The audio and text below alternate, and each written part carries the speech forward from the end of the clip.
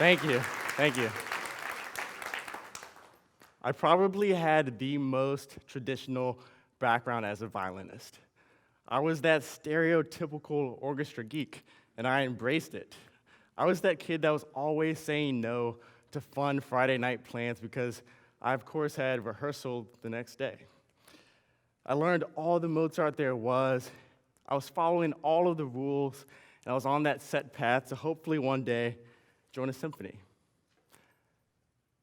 But a few years ago, that path was altered for me one night when my mother revealed to me that she had just been diagnosed with breast cancer. That moment when you find out leaves you with all of these questions about what's to come. But her tears that night were not tears of the future, the chemo, the radiation. No, her tears were from the past. You see, for years at this point, she had worked at a job where she was slowly rising up the ranks. But this was the night she told me about her dream of opening a jewelry store and about how she always loved to work with her hands. She told me story after story of this ideal version of herself that had not been manifested yet. How her unique aspirations were limited by what other people told her was the safe thing to do and by the standards of the past. Fortunately, she's doing well now. She's healthy and she's thriving. But this conversation had a dramatic effect on how I viewed my own relationship to the world.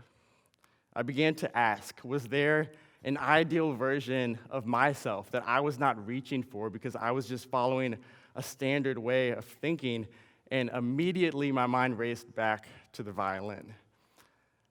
I always did have dreams of writing my own music, but I had never pursued it because classical music seemed like this immovable 400-year-old force, and who was I to challenge it?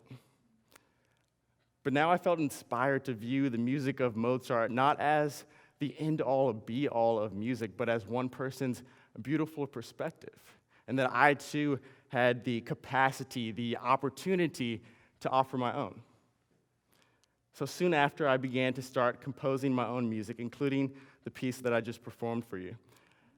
And after about 20 years with the violin, I finally had begun to bring my own unique vision to the world instead of just playing notes that other people had written. The idea I would like to offer you today is this. When it comes to your life, personally, in your community, in your business, are you writing new music, or are you just playing notes that have been written in the past? Are you creating sounds for tomorrow, or are you just accepting the sounds from yesterday? And I literally mean the sounds. Right? The inner voices in your head, the spoken culture in your organization, the limiting beliefs that something cannot be changed because it has been the same way for years. A mentor told me that anything created by a person can be changed by another. And I think it's a great quote. It definitely deserves a magnet spot on the fridge. But today I'd like to offer something different and change that a bit. I'd like to offer you that anything created by a person should be changed by another. Our greatest value is not in us as individuals with separate good ideas. It's in our collective mindset. It's in the diversity of experience, pain, passion, stories, and knowledge that we can connect, combine, and build from together.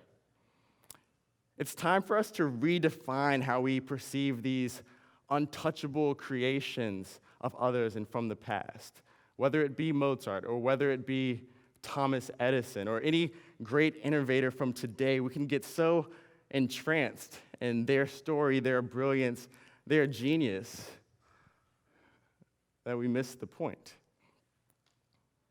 And the point is that the true product of their labor was not the policy, the piece of music, or the patent. Their true product that they gave the world was their mindset. It was their spirit of risk-taking and radical collaboration that we should all learn from and feel inspired to create more. History, by definition, cannot be changed. That gives us certainty. As humans, certainty gives us comfort, and comfort is what really leads to a lack of motion, a lack of progress. And so the question it truly comes down to when we talk about innovation is, what do you seek? What do you seek? As an individual, do you just seek this comfort, or do you seek an ideal new version of yourself? In your organization, your work, do you just seek approval based on old linear standards, or do you seek to inspire wonder? What do you seek? We must position the ideas of others and the ideas of the past so they do not anchor us down, but so that they can propel us forward and empower us to add our own unique twist to the equation. I'd like to perform one more piece for you all that was created off of this idea of building from others. It's an original composition in which I add my own interpretation to little Michael Jackson.